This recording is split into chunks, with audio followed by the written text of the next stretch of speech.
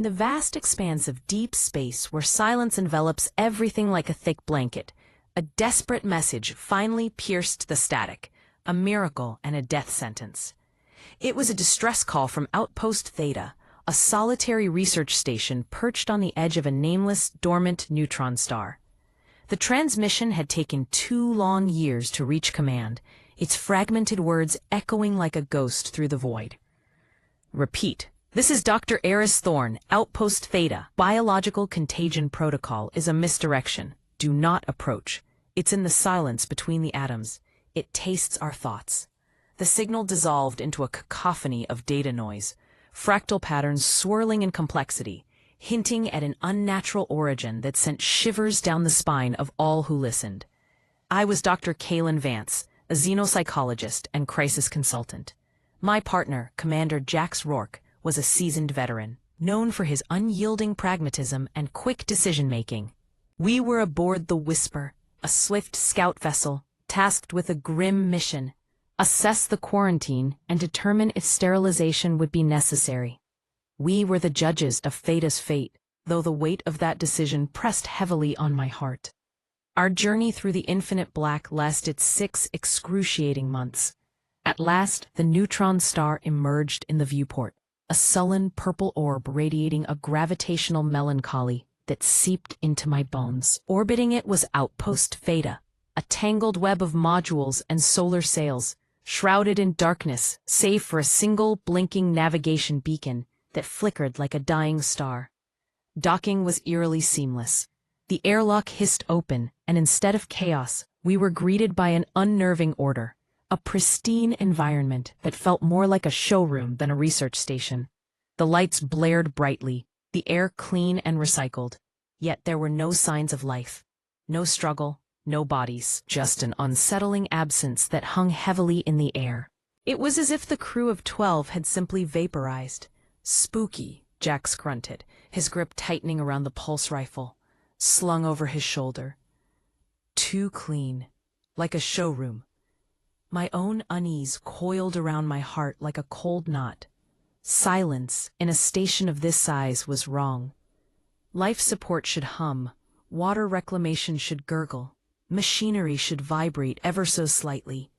But here, silence pressed against my eardrums, a physical sensation that whispered of dread. We split up, maintaining comms as I made my way to the science lab, hoping to uncover Thorne's logs while Jax swept the decks. The lab greeted me as a shrine to interrupted work, a half-drunk coffee cup marred by a skin of green mold, data slates scattered and darkened. Yet, a single file pulsed on the central holotank, titled Log 47, Final. As I activated the recording, Dr. Eris Thorne's face flickered to life, a gaunt specter, eyes sunken and haunted. A man who bore the weight of sleepless nights. If anyone finds this, you must understand, the contagion is a lie we told the system to ensure a quarantine. The truth is far worse. We thought we were studying the star. We were wrong. The star is just a anchor, a doorstop. We detected a signal from the quantum vacuum fluctuations around it, not a message, a presence. His breath hitched. It exists in the quantum foam, in the Planck-length gaps of reality. It doesn't have a physical form. It feeds on information, on consciousness itself. It's why the universe is so silent, why no one has answered our calls. The things that shout get eaten. We were too loud. My blood chilled, and I opened a comms channel. Jax, are you receiving this? Static crackled before a broken whisper reached me. Kaylin, I think I heard my daughter. She's crying. Jax's daughter had perished in a shuttle accident 5 years prior, a wound still raw and unhealed. Jax, it's not real. It's the entity. It's mimicking her. Acknowledge. Only static answered. Panic surged through me as I abandoned the lab and raced into the corridor. The silence had morphed into a listening presence, a cold tendril probing at the edges of my mind. I slammed my mental shields up, a technique learned for dealing with psychological phenomena. But it felt like trying to stop a tidal wave with a mere bucket. I found Jax in the crew's mess, on his knees, tears streaming down his face, rifle abandoned on the floor, staring at an empty chair.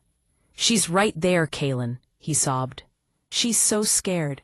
She says it's dark and cold. She wants me to help her." "Jax, there's no one there. It's using your grief against you." But he looked at me, eyes filled with a terrifying blend of love and madness. "You just can't see her. It won't let you. It wants her. It wants to taste what she was." With a sudden resolve, he raised his sidearm to his own temple. I lunged to stop him, screaming his name. But before I could reach him, his arm froze mid-motion. Confusion washed over his face as his own voice, flat and dead, echoed from his mouth. "The nutrient source is attempting self-termination, an inefficient data loss." Jax's body convulsed before collapsing, unconscious. The entity had seized control, a puppeteer restringing its marionette. With urgency, I dragged him towards the whisper, my mind reeling in terror. The entity was now fully aware of my presence. Whispers crawled into my thoughts, no longer mimicking Jax's daughter, but echoing my own inner demons. "You failed with the Lighton disaster. All those colonists, dead because you misread the social dynamics. You're a failure, Kaylin. Why do you persist? It would be so much easier to be quiet, to be still." The pressure in my skull intensified, a cosmic migraine as the entity rifled through my memories, feasting on every mistake, every moment of weakness. I reached the med bay, strapping Jax down before bolting to the cockpit. Suddenly, the station's intercom blared to life, a chorus of voices that sent chills down my spine, the lost crew of Theta speaking in horrifying unison. "Stay. Be Data. Become part of the Great Silence." I slammed my hand onto the emergency undock sequence.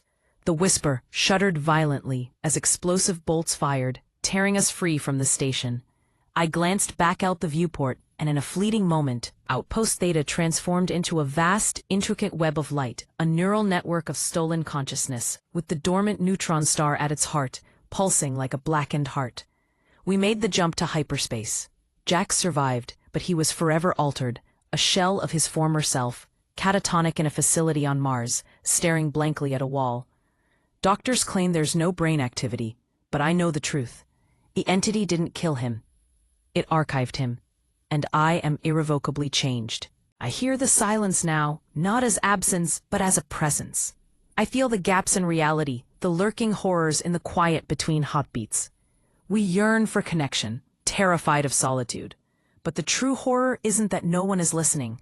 The real terror is realizing, far too late, that something is, and it is insatiably hungry.